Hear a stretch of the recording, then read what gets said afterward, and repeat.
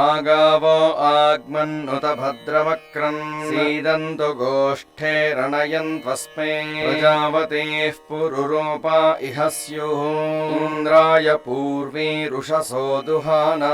इन्द्रो यज्वने पृणते च शिक्षति उपेद्ददाति न स्वं मुषायति भूयो भूयो रयिमिदस्य वर्धयन् अभिन्ने खिल्ले निदधाति देवयुम् नता नशन्ति ता नता अर्वा गावो भगो गाव इन्द्रो मे अच्छा गावः सोमस्य प्रथमस्य भक्षः इमाया गावः सजना स इन्द्रः इच्छामि द्रुधा मनसा चिदिन्द्रम् यूयम् गावो मेद यथा कृशम् चित्